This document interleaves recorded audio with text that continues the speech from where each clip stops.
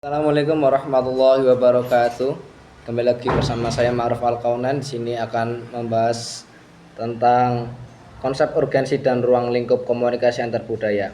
Di sini saya akan sedikit menjelaskan di dalam makalah yang saya buat dengan teman saya Khalil Mustafa.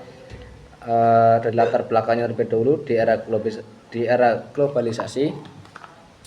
Interaksi antar individu dan latar belakang budaya yang berbeda semakin sering terjadi. Perkembangan teknologi pendidikan, pekerjaan, dan media sosial membuat orang dari berbagai suku, bangsa, dan agama dapat berkomunikasi dengan mudah. Perbedaan budaya tersebut tentu mengaruhi cara seseorang bersikap dan memahami pesan. Rumusan masalah, apa yang dimaksud dengan komunikasi antar budaya, terus bagaimana fungsi komunikasi antar budaya, tujuan masalah penelitian untuk mengetahui dan memahami pengertian komunikasi antar budaya. Langsung saja ke bab 2 pembahasan ya teman-teman. 2.1 konsep urgensi dan ruang lingkup komunikasi antar budaya. Konsep komunikasi antar budaya. Komunikasi antar budaya adalah komunikasi yang terjadi bila produsen pesan adalah anggota suatu budaya dan penerima pesannya adalah anggota suatu budaya lainnya. Komunikasi antar budaya adalah proses pembagian informasi, gagasan atau perasaan di antara mereka yang berbeda latar belakang budayanya. Proses pembagian informasi itu dilakukan secara lisan, tertulis, juga melalui bahasa tubuh, gaya atau tampilan pribadi atau bantuan hal lain di sekitarnya yang memperjelas pesan. Yang kedua adalah urgensi komunikasi antar budaya. Komunikasi antar budaya adalah proses pertukaran pesan antar individu atau kelompok yang memiliki latar belakang budaya. Perbedaan budaya tersebut dapat berupa bahasa, nilai, norma, adat istiadat, pola pikir, dan sistem kepercayaan. Yang ketiga adalah ruang lingkup komunikasi antar budaya. Ada beberapa poin. Yang pertama ada komunikasi verbal dan non verbal. Yang kedua ada persepsi dan stereotip. Yang ketiga ada entosentrisme. Yang keempat ada adaptasi dan akulturasi budaya. Yang kelima ada hambatan komunikasi. 2.2 mengetahui fungsi komunikasi antar budaya. Yang pertama ada fungsi pribadi, yang kedua ada fungsi sosial. Terus untuk 2.3 ada faktor-faktor yang mempengaruhi proses komunikasi. Ada 4 faktor. Yang pertama faktor budaya, yang kedua faktor sosio budaya, yang ketiga faktor psikobudaya, yang keempat faktor lingkungan.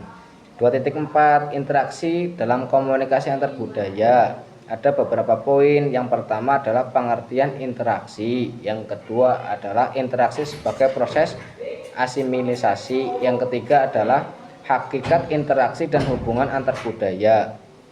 Untuk 2.5 komunikasi dan proses simbolik dalam komunikasi antar budaya, yaitu adalah komunikasi didefinisikan sebagai apa yang terjadi bila makna diberikan kepada suatu perilaku. Bila seseorang memperhatikan perilaku kita dan memberikannya makna, maka komunikasi telah terjadi terlepas dari apakah kita menyadari atau tidak dan menyengaja atau tidak. Kita harus menyadari bahwa tidak mungkin bagi kita untuk tidak berperilaku. Setiap perilaku memiliki potensi komunikasi, maka tidaklah mungkin bagi kita untuk tidak berkomunikasi. Dengan kata lain, kita tidak dapat diberkomunikasikan. Terus ada beberapa lambang mempunyai beberapa sifat. Yang pertama lambang sifat sembarangan, merusak atau sewenang-wenang. Yang kedua lambang pada dasarnya tidak mempunyai makna.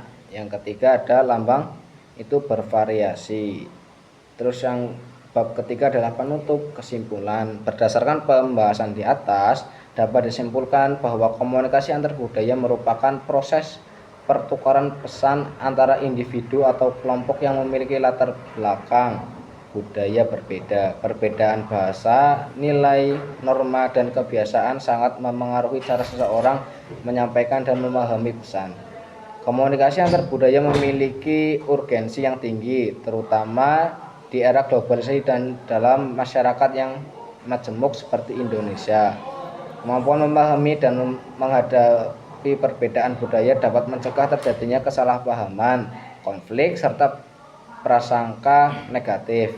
Sebaliknya, komunikasi yang efektif dapat memperkuat kerjasama, persatuan, dan hubungan sosial yang harmonis. Sekian presentasi yang dapat saya sampaikan dengan judul Konsep Urgensi dan Ruang Lingkup Komunikasi Antar Budaya. Terima kasih. Wassalamualaikum warahmatullahi wabarakatuh.